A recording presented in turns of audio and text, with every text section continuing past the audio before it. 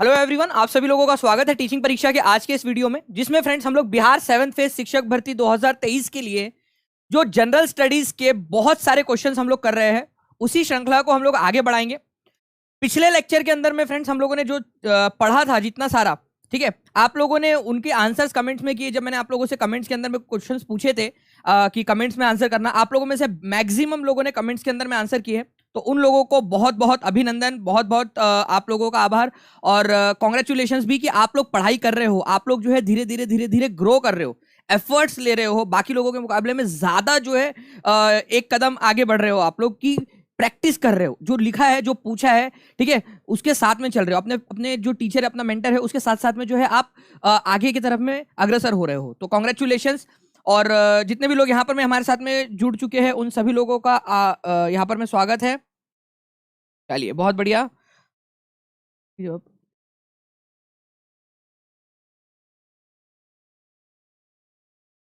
जी, अबादत अली जी बिल्कुल दे सकते हैं, लेकिन यहाँ पर मैं आपको पता ही है कि काफ़ी पिछले बार जब हम लोगों ने इस तरीके से वो मेरा वो की थी, एक टेस्ट आयोजित की थी यूट्यूब के ऊपर से बेस्ड, तो बहुत सारे लोगों ने उसके ऊपर में ये किया था कि सर हमको इनाम क्यों नहीं मिला, हमको क्यों नहीं मिला करके, इस वजह से। चलिए, आ जाते हैं हम लोग यहाँ पर में। वेरी गुड मॉर्निंग सभी लोगों को। पहले क्वेश्चन की तरफ में आगे बढ़ते हैं फ्रेंड्स। उससे पहले मैं आपको बता दूं कि एससीईआरटी और एनसीईआरटी के ऊपर में बेस्ड आप लोगों के महत्वपूर्ण प्रश्नों की ये श्रृंखला है, ठीक है। और आपको यहाँ पर मैं करंट अफेयर से लेकर साइंस, ज्योग्राफी, हिस्ट्री, सिविक्स, सारे के सारे क्वेश्चन आप लोगों को करवाने की कोशिश करूंगा। जल्दी जल्दी से फ्रेंड्स इस सेशन को जहां जहां भी आप लोग शेयर कर सकते हो अपने दोस्तों के साथ में, टेलीग्राम, फेसबुक, व्हाट्सएप, इंस्टाग्राम, जल्दी जल्दी से शेयर कर देंगे जितने भी लोग यहाँ पर में देख रहे हैं, जल्दी जल्दी से। और जिन लोगों ने इस सेशन को लाइक कर दिया है, उन सभी लोगों का बहुत बहुत धन्यवाद। चलो नाउ फ्रेंड्स, पहला क्वेश्चन आप लोगों की स्क्रीन के ऊपर में ये रहा। देखिए, इंपॉर्टेंट क्वेश्चन है। आप लोगों को बताना है कि when were high courts established in Bombay, Madras and Calcutta. Bombay, Madras और कलकत्ता के अंदर में हाई कोर्ट्स का गठन कब किया गया था, ये बताएंगे आप सभी लोग। पोल भी दे देता हूं आप लोगों को, देखते हैं कितने लोग पोल में भी इसका आंसर कर पाते हैं।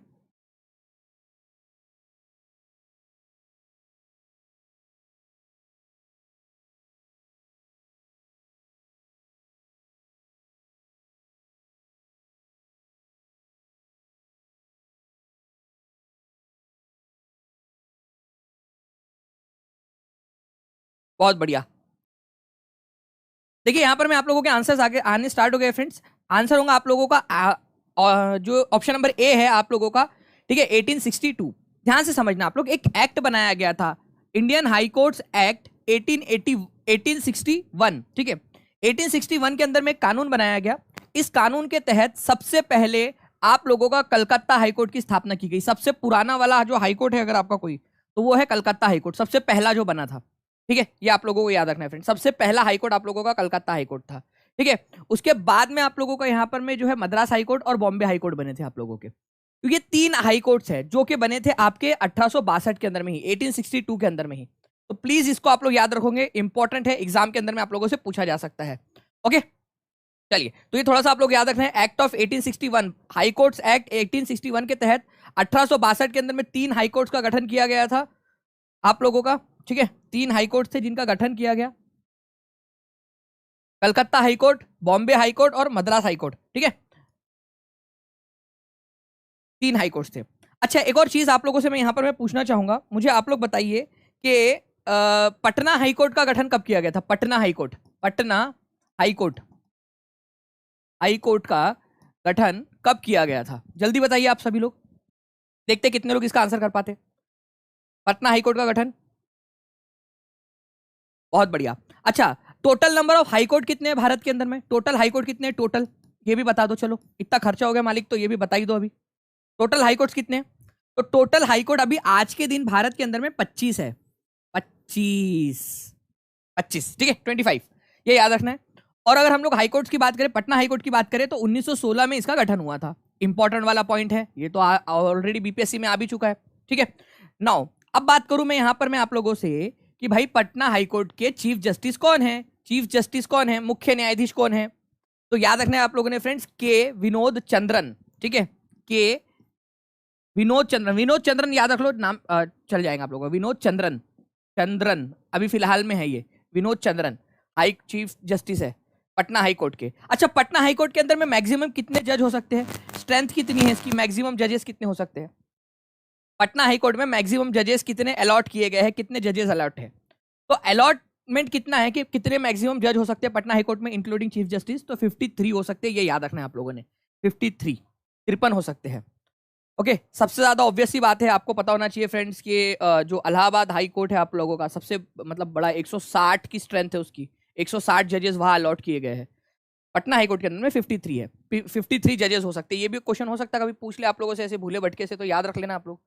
ओके, चलिए अब जितने भी लोग देख रहे हैं जल्दी जल्दी से फ्रेंड्स लाइक एंड शेयर करते रहेंगे, ताकि ऐसे ही मैं आप लोगों को हर क्वेश्चन के साथ में बहुत सारी इंफॉर्मेशन देता रहूं। अगर आप चाहते हो कि ऐसे ही देते रहे तो जल्दी जल्दी से जितने भी लोग देख रहे हैं, यहाँ पर मैं 1500 के करीब हमारे साथ में यहाँ पर में लोग जुड़ गए हैं, 1500 लाइक्स यहाँ पर में मेरे को दिखने चाहिए, तब मुझे लगेगा कि यार हाँ, जितने भी बच्चे पढ़ रहे हैं वो भी अपना कंट्रीब्यूशन दे रहे हैं, मैं अगर एफर्ट ले रहा हूँ तो ये लोग भी एफर्ट्स ले रहे हैं अपने अपने।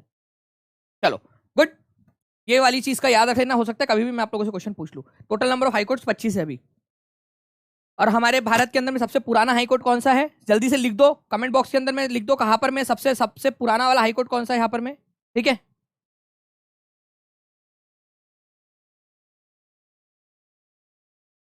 नहीं मैं जन्नत परवीन जी मैं समझ सकता हूँ, बट प्राइस की बात नहीं, बात यह है कि आई वॉज वेरी हर्ट कि मतलब स्टूडेंट्स के लिए मैंने सोचा, मैंने टेस्ट ऑर्गेनाइज की, मैंने इतनी मेहनत की, हमारी पूरी टीम ने मेहनत की आप लोगों के लिए, लेकिन जिन लोगों को प्राइज नहीं मिला था उन लोगों में से कुछ लोगों का जो था, ठीक है, वो रिस्पॉन्स देखकर लगा कि यार नहीं, ये तो मतलब यार एफर्ट्स के वो नहीं है करके।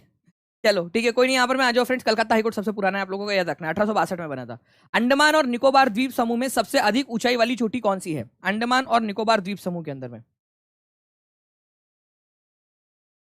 हाँ, फर्स्ट न्यायाधीश जो है वो चैमियर थे। ठीक है,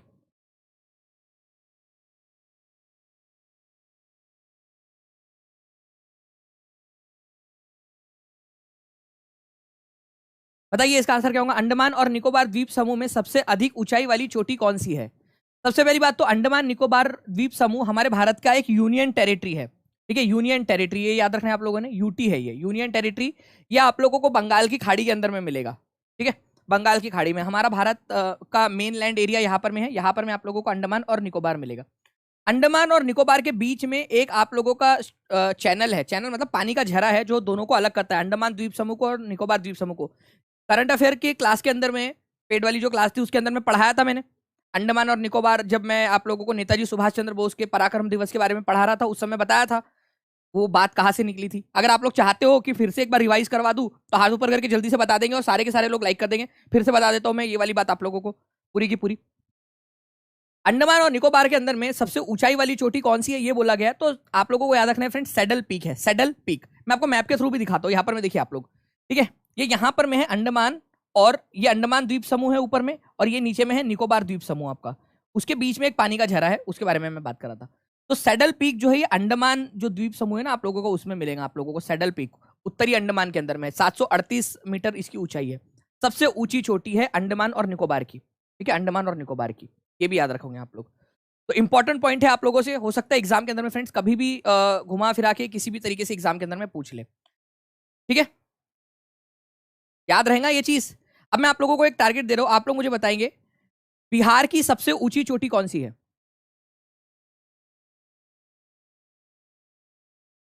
आज के समय में बिहार की सबसे ऊंची चोटी कौन सी है? मतलब वो पुराने के समय में तो चलो झारखंड अलग होने के पहले की बात अलग है, अभी कौन सी है ये बताएंगे आप सभी लोग। ठीक है, चलिए जैसे कि मैं देख पा रहा हूँ फ्रेंड्स यहाँ पर मैं आप लोगों के 908 लाइक्स हुए, 1500 के पार नहीं गए। चलो हम लोग यहाँ पर में आगे बढ़ते हैं इस क्वेश्चन के साथ में। ठीक है, चलो तो ये आप देख सकते हो फ्रेंड्स, आप लोगों का सैडल पीक अंडमान के अंदर में है आप लोगों का। नेक्स्ट ये वाला क्वेश्चन देखिए आप लोग जल्दी से, बताइए इस क्वेश्चन का आंसर क्या होगा?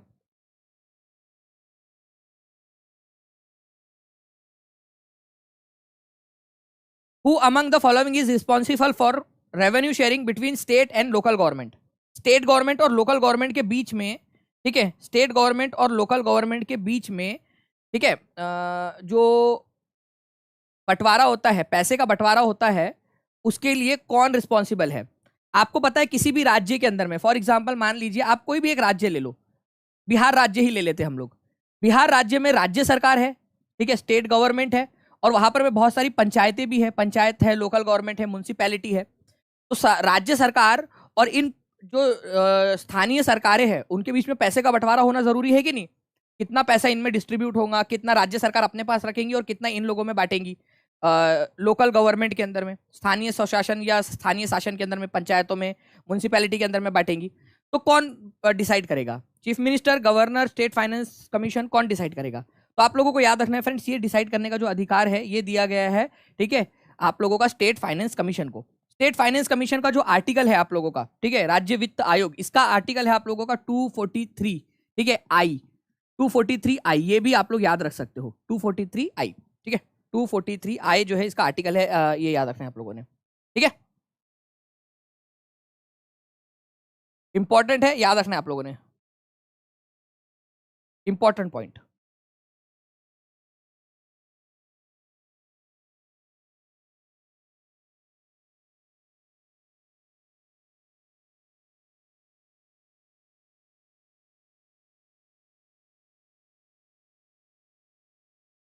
ओके, चलो नेक्स्ट क्वेश्चन की तरफ में आगे बढ़ते हैं हम लोग फ्रेंड्स। यहां पर मैं आपको बताना है कि भारत की दक्षिणतम पर्वत श्रेणी कौन सी है?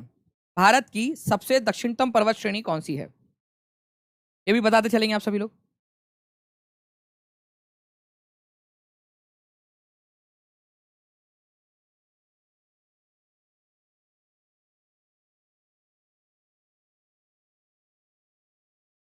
चलो यहाँ पर मैं 1800 के करीब लोग देख रहे हैं फ्रेंड, जल्दी से 1500 के से ज्यादा लाइक कर देना है आप लोगों ने, ताकि फिर से मैं वापस से आप लोगों को जो है एक्स्ट्रा इन्फॉर्मेशन और सारी चीजों के साथ में इसी तरीके से पूरी टीम आप लोगों के लिए करते रहे और मैं भी मोटिवेटेड रहूँ यहाँ पर आपको पढ़ाते समय।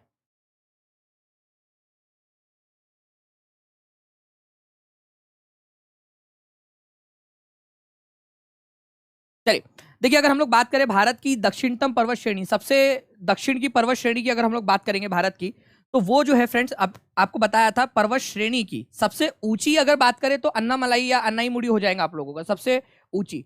लेकिन यहाँ बात हो रही है सबसे दक्षिणतम कौन सी है, तो कार्डमम या इलायची की जो पहाड़ियां है आप लोगों की, ये सबसे दक्षिणतम है। केवल 57% लोगों ने आंसर दिया है। नेक्स्ट टाइम आप लोगों का जो है, जब भी अगर मैं कभी आप लोगों से पूछूं तो ये 90+ होना चाहिए। दक्षिणतम पर्वत श्रेणी बोला है, सबसे दक्षिण में कौन सी है आप लोगों की, ठीक है।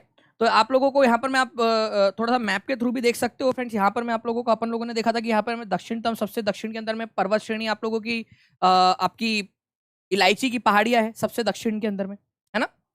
चलिए, तो कार्डमम या फिर आप लोगों की इलायची की पहाड़ियां सबसे दक्षिण में है, ये आप लोग याद रखोगे, इंपॉर्टेंट है, एग्जाम के अंदर में आप लोगों से पूछ सकते हैं, तो प्लीज इसको भी ध्यान रखेंगे आप सभी लोग। और अगर सबसे ऊंची वाली पूछे तो अन्नाई मुड़ी आप लोगों को होगा, सबसे ऊंची, दक्षिण भारत की सबसे ऊंची वाली पूछे तो आप लोगों से। अच्छा, कन्याकुमारी से सटी हुई पहाड़ियां कौन सी है, ये बताइए आप लोग। कन्याकुमारी से सटी हुई पहाड़ियों की श्रृंखला कौन सी है, कन्याकुमारी।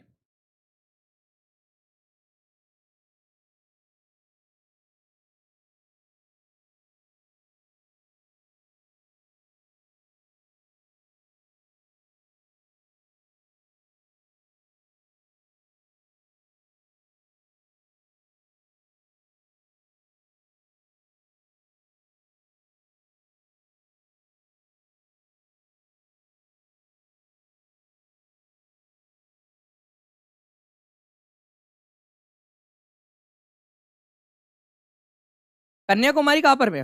कन्याकुमारी जो है फ्रेंड्स आप लोगों को तमिलनाडु के अंदर में मिलेगा, सबसे दक्षिण में, सबसे हमारे भारत की मुख्य भूमि का सबसे दक्षिणतम पार्ट है। और सबसे दक्षिण के अंदर में आप लोगों की यहाँ पर में कार्डमम की पहाड़ियां है, इलायची की पहाड़ियां, तो ऑब्वियस सी बात है इलायची की पहाड़ियां हो जाएगा यहाँ पर में। जिसने भी लॉजिक लगा लिया होगा उसका आंसर यहाँ पर में हो गया, सिंपल सी बात है। लॉजिकल क्वेश्चन था ना, कन्याकुमारी सबसे दक्षिण में है, ठीक है, और सबसे दक्षिण में कौन सी वाली पहाड़ियां है आप लोगों की, कार्डमम की पहाड़ियां। और देख सकते हो आप 65वें बीपीएससी के अंदर में क्वेश्चन पूछा गया था आप लोगों से। अगर आप चाहते हो ऐसे ही करते रहे तो अपना अपना रिस्पॉन्स यहाँ पर में देते रहेंगे फ्रेंड्स, सभी लोग, जितने भी लोग देख रहे हैं यहाँ पर में, ठीक है। तो लॉजिकल क्वेश्चन था, लॉजिकल आप लोगों को यहाँ पर में आंसर लगाना था, ठीक है, कि भाई कार्डमम हिल्स या इलायची की पहाड़ियां सबसे दक्षिण में है और सबसे दक्षिण में आपका कन्याकुमारी भी है, तो यही दोनों लोग होंगे आसपास के अंदर में, 65वीं बीपीएससी के अंदर में। तो जो आपको पढ़ा रहा हूं ना मैं यहाँ पर में, जितनी भी चीजें, वो सब सोच समझ के पढ़ा रहा हूँ कि कौन सी चीजें आप लोगों के बीपीएससी के नजर के अंदर में है, कौन सी चीजें जिसमें बीपीएससी क्वेश्चंस पूछता है, कौन सी चीजों के ऊपर में, उन सारी चीजों को ध्यान में रखकर पढ़ा रहा हूं मैं यहाँ पर में, ठीक है। ये याद रखना है आप लोगों ने, तो अच्छे से पढ़ते रहिए, आपका पेपर आराम से क्लियर होगा। हो सकता है अभी आपको टफ लगे लेकिन एग्जाम के समय में आप लोगों को बहुत ईजी लगेगा आपका पेपर, ओके। चलिए,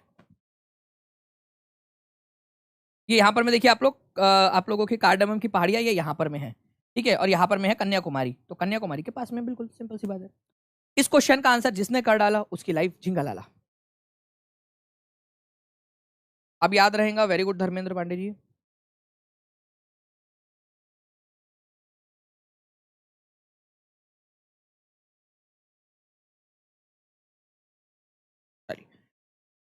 जल्दी जल्दी से लाइक एंड शेयर करते रहेंगे। 1970 बच्चे यहाँ पर में हो चुके हैं, हमारे साथ में जुड़ गए हैं 1970। जल्दी जल्दी से लाइक एंड शेयर करते रहेंगे ताकि जल्दी से यहाँ पर में 2000 का आंकड़ा भी पूरा हो जाए और 1500 का लाइक्स का आंकड़ा भी पूरा पूरा हो जाए।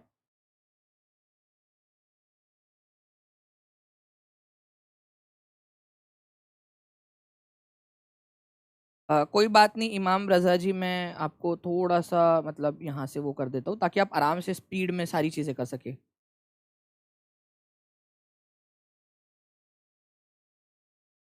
ठीक है, तो देखिए अगर हम लोग बात करें यहाँ पर में 2011 की अंतिम जनगणना के अनुसार जनसंख्या की दृष्टि से रखते हुए राज्यों को अवरोही क्रम के अंदर में लगाइए, तो अगर सबसे पहली बात करें तो सबसे पहले तो उत्तर प्रदेश आना चाहिए आपका, यूपी। ठीक है, उसके बाद में अगर मैं बात करूं आप लोगों से फ्रेंड्स, तो आता है आप लोगों का महाराष्ट्र, महाराष्ट्र, और फिर तीसरे नंबर पे है बिहार, तीसरे नंबर पे बिहार है। चौथे नंबर पे पश्चिम बंगाल आता है वैसे तो, वेस्ट बंगाल, और फिर आता है आंध्र प्रदेश आपका। लेकिन फ्रेंड्स यहाँ पर मैं पश्चिम बंगाल दिया नहीं था ऑप्शन के अंदर में, तो हम लोग ऐसे ही लगा सकते थे कि कौन सा क्या है करके। तो उत्तर प्रदेश सबसे पहले आना चाहिए, 4 आना चाहिए सबसे पहले, तो ये दोनों तो हो ही नहीं सकते। ठीक है, ये दोनों हो ही नहीं सकते थे आप लोगों के। केवल 67% लोगों ने आंसर दिया यहाँ पर में, जबकि कितना इजी क्वेश्चन था। आपको पता है कि पहले दो कौन से, उत्तर प्रदेश और महाराष्ट्र, तो 4 और 3 ही होना सही है यहाँ पर में, 4 और 3, और बिहार तीसरे नंबर पे। भाई ये तो एकदम लॉजिकल सी बात है, कितने बार पढ़ाया है आप लोगों को कि बिहार तीसरे नंबर का राज्य है। अगर सिर्फ इतना भी पता होता तो तीसरे नंबर पे आप देख सकते हो कहीं पे भी बिहार जो है यहाँ पर में तीसरे नंबर पे दिया नहीं है। ओके, तो ऐसे भी आप लोग लगा सकते थे।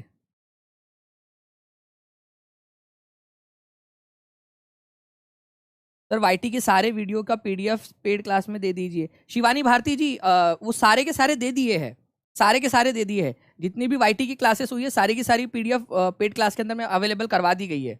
आप एक बार चेक कर लेना, आपको मिल जाएंगी उसके अंदर में। ठीक है, वो सबसे लास्ट में जब आप कोर्स में जाओगे ना, सबसे लास्ट में YT PDF by Danish sir ऐसा लिखा हुआ है, और उसके अंदर में सारी अवेलेबल करवा दी है। ओके चलिए, तो ये आप लोग थोड़ा सा इसको याद रख सकते हो फ्रेंड, 4 3 2 1। नेक्स्ट क्वेश्चन की तरफ में आगे बढ़ते हैं हम लोग। यहाँ पर में हमारे इस क्वेश्चन का आंसर करो आप लोग जल्दी से।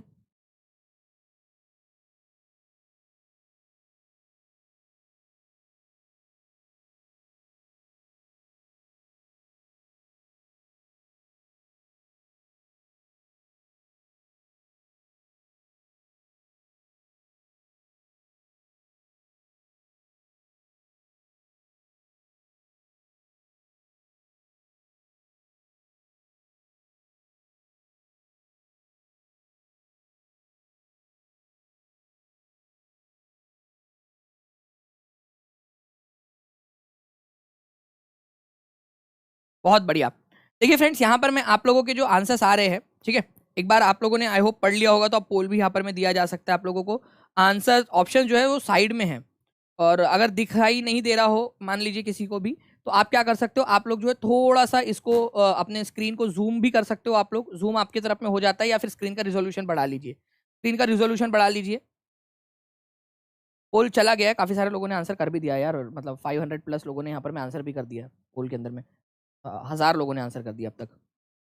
चलिए देखिए, अगर हम लोग बात करें यहाँ पर में ये पर्वत श्रृंखलाओं की, तो पर्वत श्रृंखला कौन सी वाली कहाँ पर में है। अगर मैं अरावली की ही बात करूं, सिर्फ अरावली को पकड़ू मैं, अरावली को, तो अरावली कितने सारे बार हम लोगों ने देख चुके हैं कि अरावली पर्वत श्रृंखला कहाँ पर में है।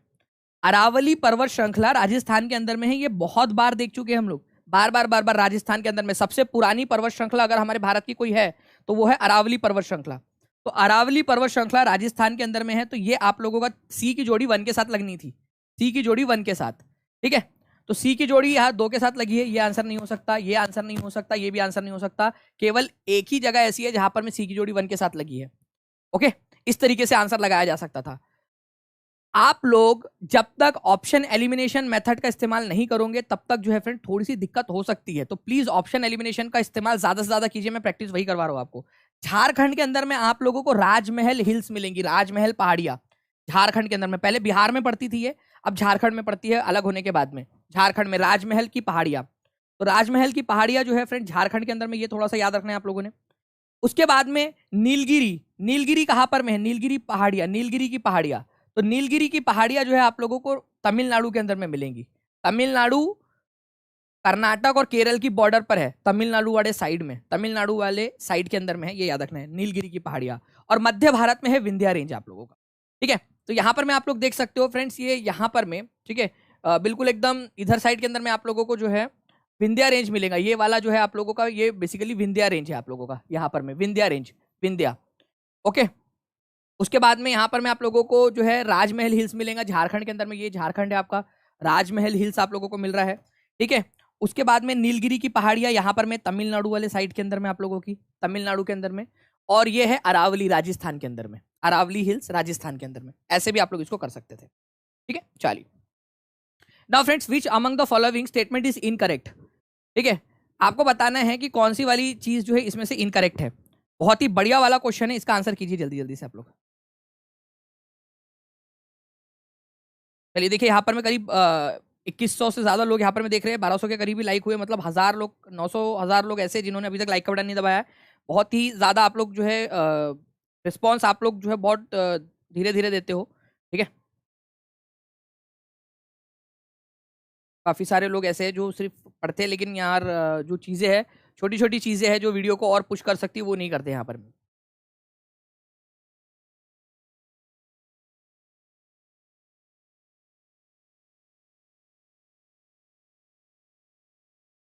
ठीक है, देखिए यहाँ पर मैं आप लोगों को क्या बोला गया है धातुओं के बारे में। बेसिकली पहला वाला जो पॉइंट है आप लोगों का, वो उसमें धातु के बारे में आप लोगों से कहा गया है कि धातुओं का गलनांक उच्च होता है, मेल्टिंग पॉइंट, मतलब धातु जो है वो पिघलने में देर लगाती है, धातुओं का गलनांक। और ये एससीईआरटी से लिया है आप लोगों के, एससीईआरटी की बुक से, ठीक है, साइंस की। तो आपका धातुओं का गलनांक जो है वो उच्च होता है, ये बोल रहा जा रहा है यहाँ पर में। दूसरा वाला ये बोल रहा है कि धातु ऊष्मा की सुचालक होती है, मेटल्स में से हीट पास हो सकती है, पास हो सकती है, हीट जो है वो आगे बढ़ सकती है। तीसरा बोल रहा है लेड और पारा ऊष्मा के उत्तम चालक है, लीड और जो मर्क्यूरी है वो गुड कंडक्टर है हीट के। शुद्ध धातुओं की सतह चमकदार होती है, सरफेस जो है प्योर मेटल्स की शाइनी होती है।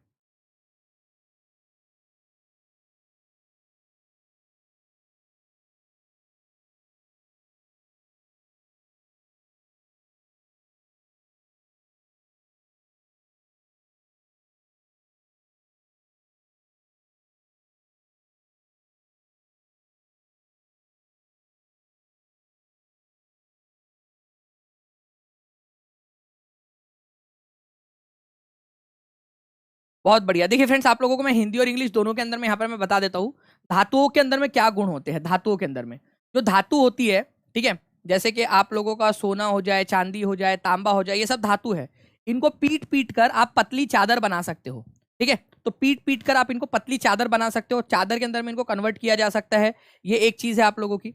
इसके अलावा जो है फ्रेंड्स, आपको ये याद रखना है कि इनका आघात वर्धनीयता का गुण होता है इनके अंदर में, आघात वर्धनीयता। इसको आप लोग इंग्लिश में क्या बोलोगे आप लोग, मेलिएबिलिटी, ठीक है। तो आघात वर्धनीयता का इनके अंदर में गुण होता है, मेलिएबल होते हैं ये, मेलिएबल, मेलिएबल मतलब इनको पीट पीट कर चादर बनाई जा सकती है। ये लोग ये डक्टाइल होते हैं आप लोगों के, ठीक है, ये भी याद रखना है, तन्ने होते हैं, इनको खींचकर जो है वायर भी बनाया जा सकता है। इनको खींचकर वायर भी बना सकते हैं आप, और इनकी चादर भी बना सकते हैं, ठोक ठोक कर चादर बना दो और खींचकर वायर बना दो। तन्ने भी होते हैं ये, डक्टाइल भी होते हैं, ये भी याद रखना है आप लोगों ने। तो दोनों गुण होते हैं मेटल्स के अंदर में, ठीक है, मेलिएबल होते हैं और डक्टाइल होते हैं मेटल्स। मतलब आघात वर्धनीयता का गुण होता है इनके अंदर में, पीट पीट कर इनको चादर बना दो। इनकी चादर मतलब ऐसा ओढ़ने वाली चादर नहीं कि बस भाई आज तो सर मैं सोने की चादर में ओढ़ कर सोना चाहता हूँ, ठीक है, ऐसा फील आ रहा है कि बस बीपीएससी की एग्जाम क्लियर हो गई है, तो सोने की चादर में, चांदी की चादर में ओढ़ के सोऊंगा करके, वैसा वाला नहीं। चादर इन द सेंस मतलब वो जो शीट वगैरह बनाते हैं ना, घर पे डालते हैं, तांबे की शीट या चांदी की शीट बनाई जाती है, वो उसको चांदी का पता है ना, वो वर्क वगैरह बनाया जाता है, वैसे वाली बात कर रहे हैं अपन लोग। वायर भी बनाया जा सकता है तांबे का, ये भी पता है आप लोगों को, ठीक है। विद्युत और ऊष्मा दोनों के सुचालक होते हैं, और सबसे बेस्ट वाले सुचालक कौन है, चांदी और तांबा। चांदी और तांबा ऊष्मा के और विद्युत के दोनों के सबसे बेस्ट सुचालक है। सुचालक, सुचालक का मतलब होता है उसमें से हीट भी पास हो सकती है।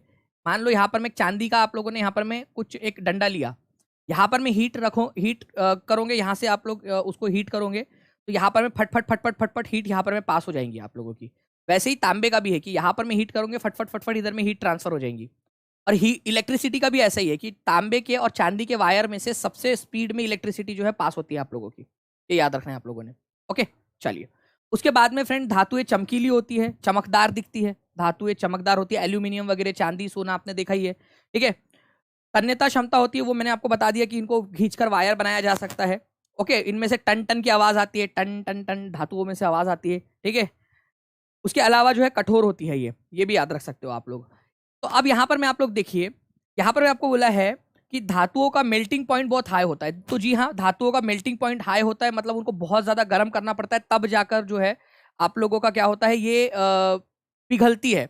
आप ऐसा नहीं है कि यहाँ पर मैं बस आपने रख दिया, आपने लोहे को बाहर रख दिया था, लोहा जो है वो पिघल गया, अरे यार लोहा रख दिया था बाहर, पूरी साइकिल देखो पिघल गई, पूरा पड़ी हुई है यहाँ पर मैं लोहे की साइकिल जो है पिघली पड़ी है, ऐसा नहीं होता। ठीक है, एरोप्लेन जा रहा था, एल्यूमिनियम का बना हुआ है, पता चले अरे पिघल गया यार, ठीक है, सारे लोग जो है वो वहां पर में टपक रहे हैं, ऐसा नहीं होता। इनका मेल्टिंग पॉइंट बहुत हाई होता है, ये याद रखना है आप लोगों ने। तो हाई मेल्टिंग पॉइंट होता है, गुड कंडक्टर होते हैं हीट के, मतलब कि हीट इनमें से पास हो सकती है। सबसे बेस्ट जो हीट और इलेक्ट्रिसिटी के कंडक्टर है वो आपके चांदी और तांबा है, ना कि लेड और पारा, ठीक है। लीड और पारा, पारा तो इवन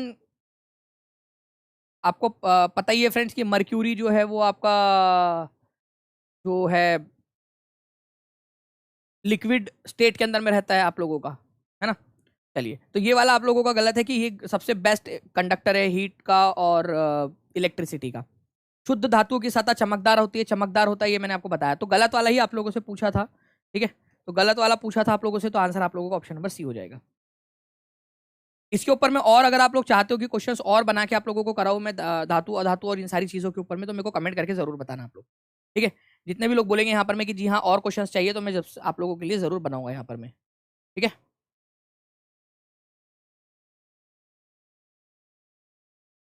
चलो,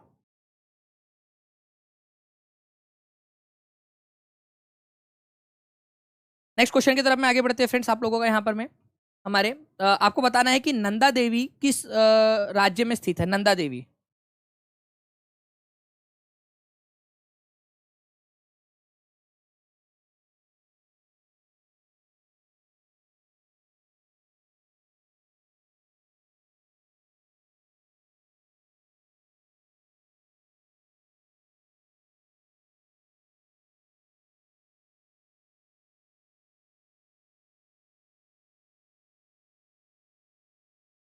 सबसे, क्या पूछ रहे हो, सबसे कठोर धातु कौन सी है?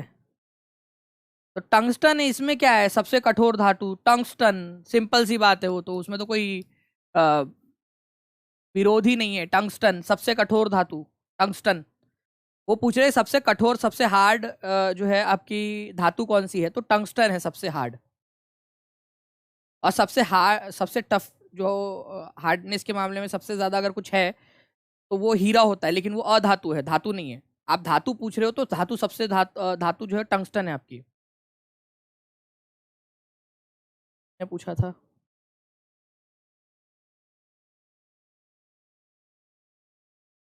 वेरी गुड, बहुत बढ़िया फ्रेंड्स। देखिए यहाँ पर मैं आप लोगों के आंसर्स आ गए हैं। नंदा देवी जो है आप लोगों को कहाँ पर में मिलेगा फ्रेंड्स, ये मिलेगा आप लोगों को, ठीक है। नंदा देवी उत्तराखंड के अंदर में, ठीक है, उत्तराखंड। तो answer is option number, Nanda Devi is option number B. लेकिन अगर आप लोगों से नंगा पर्वत पूछ लिया जाए तो कहाँ पर में स्थित है, ये बताइए आप लोग। नंगा पर्वत, इसका आंसर करो।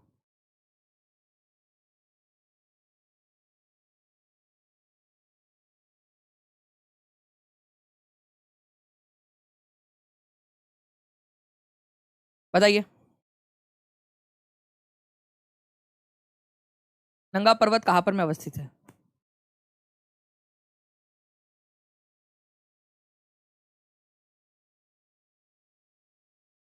बहुत बढ़िया। देखिए जैसे मैं यहाँ पर मैं देख पा रहा हूँ फ्रेंड्स, कंटिन्यूसली आप लोगों के आंसर्स आ रहे हैं, ठीक है। तो जम्मू कश्मीर के अंदर में देखो नंगा पर्वत, अगर आप लोगों नंदा देवी आप लोगों से बोले तो उत्तराखंड के अंदर में, नंगा पर्वत बोले तो जम्मू कश्मीर के अंदर में। ये याद रखना है आप लोगों ने। देखो नंगा पर्वत, जिसको नागा पर्वत के नाम से भी आप लोग जानते हो, ये यहाँ पर मैं आप लोगों को मिलेगा। मैं आपको एक और मैप है यहाँ दिखाता हूँ। इस मैप के अंदर में आप लोग देखोगे इसको नंगा पर्वत लिखा गया है यहाँ पर में, ठीक है। नंदा देवी है यहाँ पर में, यहाँ पर में आप देखिए नंगा पर्वत इसको यहाँ लिखा गया है। जबकि यहाँ पर में नागा पर्वत, तो दोनों ही नाम से उसको जाना जाता है, दोनों ही नाम से उसको संबोधित किया जाता है। तो प्लीज दोनों याद रखिए आप लोग। एग्जाम के अंदर में जो क्वेश्चन आया था इसके अंदर में भी नंगा पर्वत यहाँ पर में इसको लिखा गया था, तो आप लोग इसको ध्यान से समझ लेना। नागा पर्वत बोलो या नंगा पर्वत बोलो, एक ही बात है यहाँ पर में, ठीक है। तो जम्मू कश्मीर के अंदर में है, इंपॉर्टेंट पॉइंट आप लोगों का। Next, what is sublimation? ऊर्ध्वपातन क्या होता है? पता नहीं है सर, कुछ पातन, हमको तो कुछ पातन ही नहीं है इसके बारे में। ऊर्ध्वपातन क्या है बताओ जल्दी जल्दी से।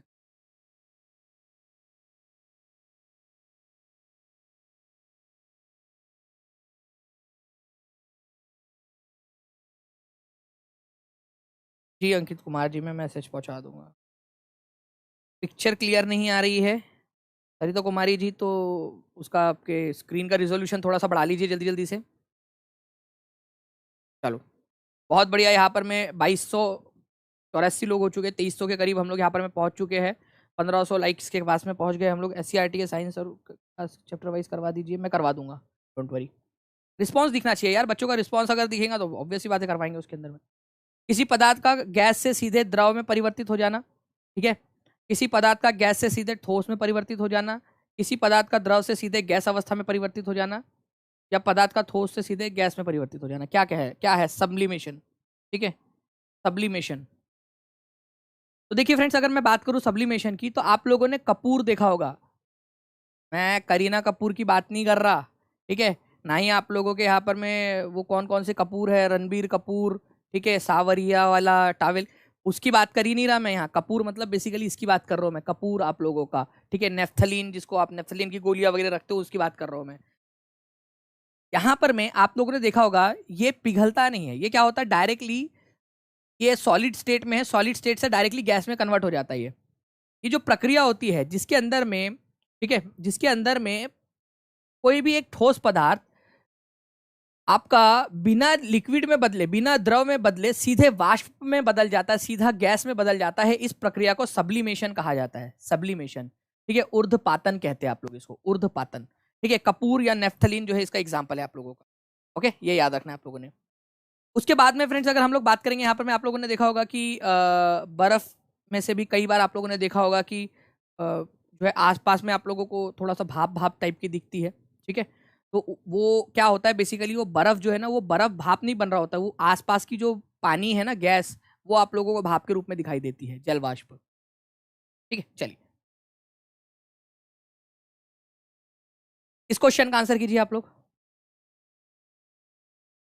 इनमें से सबसे पुराना वाला कौन सा है, सबसे पुराना?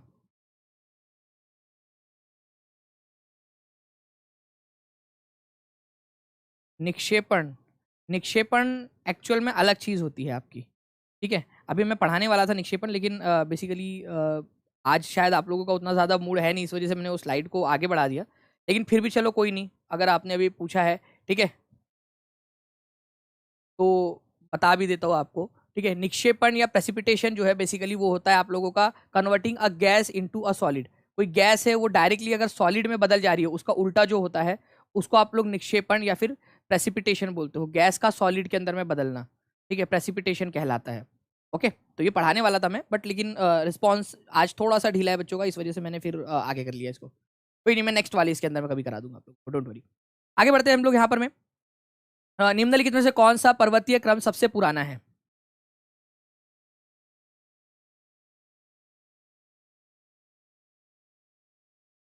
तो सबसे पुराना जो है फ्रेंड्स यहाँ पर में अरावली पर्वत है, ये याद रखना है आप लोगों ने, अरावली पर्वत। अरावली पर्वत भारत के अंदर में सबसे पुरानी पर्वत श्रृंखलाओं में से एक है, ये याद रखेंगे आप सभी लोग। और ये फोल्ड माउंटेन है आप लोगों का, फोल्ड माउंटेन। फोल्ड माउंटेन के बारे में पिछले लेक्चर में पढ़ाया था मैंने, जिसने भी नहीं देखा है प्लीज एक बार जरूर देख लेना फोल्ड माउंटेन के बारे में, ठीक है। ये भी याद रख सकते हो आप लोग।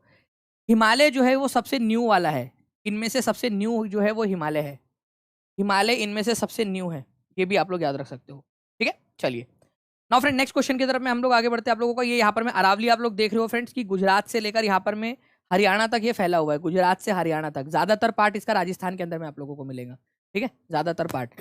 गुरु शिखर इसकी सबसे ऊंची चोटी है, 1722 मीटर गुरु शिखर, ठीक है। चलिए ये भी याद रखना है आप सभी लोग। इनमें से कौन सा वाला जो है आप लोगों का फिजिकल चेंज है? आपको पता है चेंज होते हैं, कोई भी चीज चेंज होती है, ठीक है। चेंज होती है, वो वाला नहीं, वो वाला चेंज एक होता है जैसे कि शादी से पहले तो तुम बहुत ज़्यादा रोमांटिक थे, मुझे गिफ्ट दिया करते थे, ठीक है, चांद तारे तोड़ के लाने की बात करते थे, अब तुम ना चेंज हो गए, अब तुम परिवर्तित हो गए हो, ठीक है, जैसे चेंज हो जाता है कोई चीज़। तो which of the following is a physical change, कौन सा वाला यहाँ पर भौतिक परिवर्तन है। तो अब चेंज जो है ना फ्रेंड्स, कोई भी वस्तु के अंदर में दो प्रकार से हो सकती है, एक होता है आप लोगों का फिजिकल चेंज, ठीक है, एक होता है आप लोगों का फिजिकल चेंज, फिजिकल मतलब कि उसके शेप साइज और आकार वगैरह जो है उसके अंदर में चेंज हो रहा है। एक होता है केमिकल चेंज आप लोगों का, केमिकल चेंज, केमिकल चेंज। तो बर्फ का पिघलना ये फिजिकल चेंज है, ठीक है, बर्फ का पिघलना, क्योंकि वापस से उसको परिवर्तित कर सकते हैं हम बर्फ में, वापस से फ्रिज में ले जाके रख देंगे उसको वापस से, ठीक है, आप लोगों की वापस से क्या करेंगे हम लोग, वापस से उसको बर्फ में जमा देंगे। तो जो प्रोसेस रिवर्सिबल होती है, रिवर्सिबल मतलब वापस से उसको फिर से उसमें कन्वर्ट किया जा सकता है, वो आप लोगों की क्या है, फिजिकल प्रोसेस है। दूध से दही का बनना, अब आप दही से दूध वापस से बना सकते हो क्या आप लोग, दही से दूध बना सकते हो आप लोग, नहीं बना सकते वापस से, ठीक है, वापस से नहीं बना सकते आप लोग। अच्छा, फल पक गया है, अभी फल पक गया, अब वापस से कच्चा, नहीं मेरे को तो कच्चा आम ही खाना है यहाँ पर मैं। अब बादाम पक गया, अरे कच्चा बादाम, देखो कच्चा बादाम, अरे तो कच्चा अब पक गया बादाम यार, खा ले चुपचाप से, कच्चा बादाम, कच्चा बादाम क्या लगा, खा ले चुपचाप से, पका हुआ बादाम खा ले, ठीक है, बट उसको कच्चा ही बादाम खाना है, बट वो पॉसिबल नहीं है क्योंकि वो केमिकल चेंज है आप लोगों का, फिजिकल चेंज होता तो उसको कच्चे में वापस से बदल देते हम। या फिर कोई भी फल है, अब आम खाना है, बोले आम खाना है, वो कटरीना कैफ ने खाई थी आम, ठीक है, वो रसीले आमों का रस और मेरे को भी खाना है, अरे नहीं यार, फ्रूट जो है वो एक बार पक गया मतलब पक गया वाला काम है उसका, ठीक है।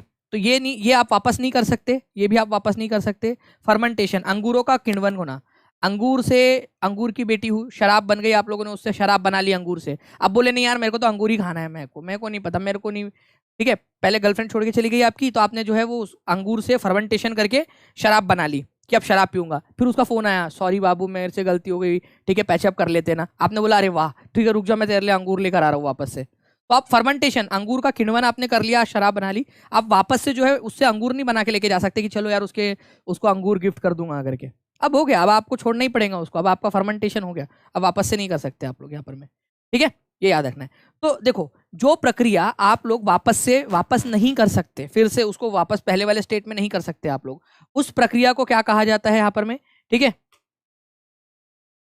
ओके, ये याद रखना है आप लोगों ने। तो पहले बोलना था ना पगली मोहम्मद अरमान बोल रहे हैं कि बाद में आई है, तो मोहम्मद अरमान बोल रहे तो पहले बोलना था ना पगली, सही है यार उनका भी, ठीक है चलिए। तो फर्मेंटेशन जो है ये भी आप लोगों का केमिकल चेंज है आपका, ठीक है, रासायनिक परिवर्तन है। अ, फल का पक जाना जो है आप लोगों का यहाँ पर में, यहाँ ये है आप लोगों का, ठीक है, रासायनिक परिवर्तन है, और दही का बनाना भी आप लोगों का। लेकिन जो आपका मेल्टिंग है वो आप लोग वापस से मतलब पानी से बर्फ, बर्फ से पानी, ये बार बार कर सकते हो, तो आंसर आप लोगों का ऑप्शन नंबर ए होगा, ठीक है। चलिए, तो ये याद रखेंगे आप सभी लोग फ्रेंड्स, ठीक है।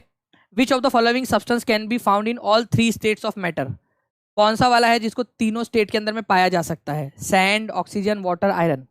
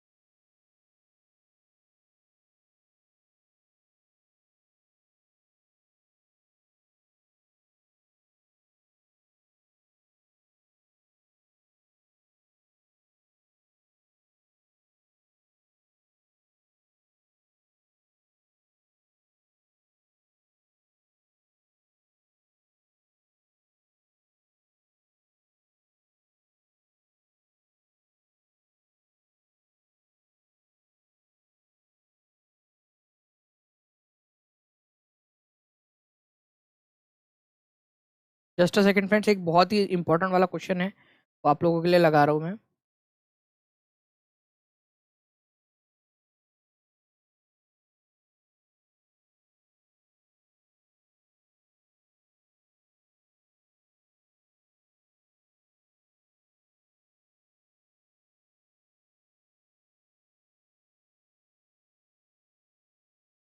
जी, चलो ठीक है। तो देखिए फ्रेंड्स, यहाँ पर में जो पानी है आप लोगों का, वो आप लोगों का सिंपल सी बात है, एनसीईआरटी के अंदर में और एससीईआरटी दोनों के अंदर में आप लोगों को दिया हुआ था ये पॉइंट, इसलिए हम लोगों ने यहाँ पर में इसको किया है। ठीक है, तो पानी जो है इनमें से आप लोगों का तीनों स्टेट्स के अंदर में आप लोगों को मिल सकता है। तीनों स्टेट्स का मतलब यहाँ पर में है कि पानी जो है ये सॉलिड स्टेट में भी मिलता है, बर्फ में, लिक्विड में भी अवेलेबल है, और गैसियस स्टेट के अंदर में भी अवेलेबल है हमारे पास में। बाकी आप लोगों का सैंड, आयरन, ऑक्सीजन, ये हमको नेचुरल रूप से तीनों इसके अंदर में नहीं मिलता। और देखो इतना इजी क्वेश्चन था, फिर भी 85% लोगों ने ही आंसर कर पाया है उसका। सही आंसर केवल 85% लोगों ने ही किया है, ये भी याद रखना है आप लोगों ने।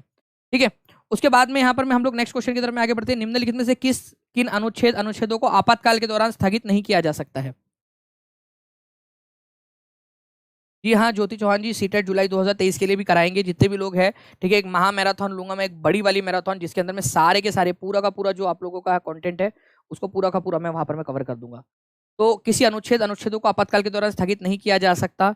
2021, 22, 23, 24, 25, 19। ठीक है, तो आपको हमेशा याद रखना है। और कल रात में हम लोगों ने पेड क्लास के अंदर में भी पढ़ा था, जितने भी बच्चे थे उन लोगों को तो एकदम याद हो गया होगा, और कौन सा आर्टिकल अपने आप स्थगित हो जाता है वो भी याद हो गया होगा आप लोगों को। ओके, तो देखो मैं आपको बता दूं कि टीचिंग परीक्षा के साथ में अगर आप लोग जुड़कर करना चाहते हो फ्रेंड, तो 7, ठीक है, 611 101 101 76 11 101 101, या फिर 9697 888 इस नंबर पे आप लोग कॉल कर सकते हो। आपको बता दूं कि वीडियो टेस्ट सीरीज आप लोगों की जो है ना कल से स्टार्ट हो जाएंगी। तो जो बच्चे मतलब अगले मतलब अराउंड अगले आई थिंक मेरे ख्याल से 24 आवर्स बचे लास्ट, उसके अंदर में जो भी बच्चे ले लेंगे ये कोर्स के अंदर में एनरोल कर लेंगे, उनको वीडियो टेस्ट सीरीज फ्री में मिलेंगी। ठीक है, अदरवाइज बाद में जो है वो कोर्स और वो अलग अलग लेना पड़ेगा।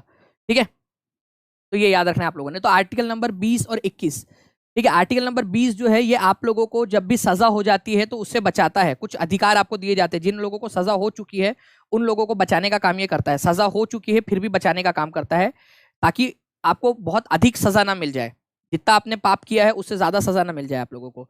और आर्टिकल नंबर 21 जो है यह है आपका राइट टू लाइफ, जीवन का अधिकार। तो जीवन जीने का अधिकार जो है ये आपका कभी भी जो है कभी भी आपका ये जो है खत्म नहीं होता है, ये याद रखना है आप लोगों ने। ठीक है, कभी भी खत्म नहीं होता, तो इसको याद रखेंगे आप सभी लोग। आर्टिकल नंबर 19 आप लोगों का ऐसा आर्टिकल है जो नेशनल इमरजेंसी के तौर पर, नेशनल इमरजेंसी के तौर, जब भी नेशनल इमरजेंसी लगती है तब अपने आप ऑटोमेटिकली सस्पेंड हो जाता है। ठीक है, ऑटोमेटिकली सस्पेंड हो जाता है, ये भी याद रखना है हमारा। ठीक है, तो आर्टिकल नंबर 19, जब भी नेशनल इमरजेंसी या फिर राष्ट्रीय आपातकाल लगेगा ऑटोमेटिकली सस्पेंड हो जाएगा, ये भी याद रखोगे आप सभी लोग। ठीक है, इसके अंदर में भी काफ़ी सारी चीज़ें हैं, बट आज बच्चों का रिस्पॉन्स बहुत बहुत मतलब स्लो है, डाउन है। ठीक है, जिस वजह से मुझे भी यहाँ पर मैं जी हाँ, यहाँ पर मैं समरीन शाहिद जी, मुझे भी मतलब थोड़ा सा ऐसा लग रहा है कि आराम आराम से ही करना चाहिए करके। ठीक है, तो बढ़िया से कल आप लोग जो है आराम से खाना वगैरह खा के आओ। ठीक है, कल हम लोग इसको यहाँ से कंटिन्यू करेंगे। तब तक के लिए thank you very much friends, मिलते हैं हमारे नेक्स्ट क्लास में। आप लोग इस सेशन को शेयर करेंगे, लाइक जरूर कीजिए आप लोग, और बताएंगे कि कौन कौन से आर्टिकल से जो सस्पेंड नहीं होते और कौन सा अपने आप सस्पेंड हो जाता है। और अगर आप लोग मेरे को ये भी बता देना कि कौन आप लोग टेस्ट के लिए कितने लोग रेडी है कि एक टेस्ट हो जाए पूरी, जितना भी पढ़ चुके अब तक वापस से एक बार वापस से हम लोग एक टेस्ट के लिए। ठीक है, ठीक है, और योगा दिवस की हार्दिक शुभकामनाएं आपको। आज सबसे बड़ा दिन भी है, सबसे लंबा दिन हमारे नॉर्दर्न हेमिस्फीयर के अंदर में, सबसे लंबा दिन। और टेस्ट के लिए कितने लोग रेडी है वो कमेंट करके बताना मुझे आप लोग, की कमेंट करके कि जी हाँ सर टेस्ट के लिए रेडी है, और तारीख भी सजेस्ट कर देना कि कौन सी डेट को आप लोगों के लिए टेस्ट ली जा सकती है आप लोगों का। ठीक है, चलिए दीपू सिंह जी, आज रास्ता बना लिया है तो कल मंजिल भी मिल जाएगी, हौसलों से बढ़िया कोशिश, एक दिन जरूर लग लाएंगे। बिल्कुल दीपू सिंह जी, मिलते हैं हम लोग हमारे नेक्स्ट लेक्चर में। तब तक के लिए thank you very much, take care and bye, God bless you all, thank you.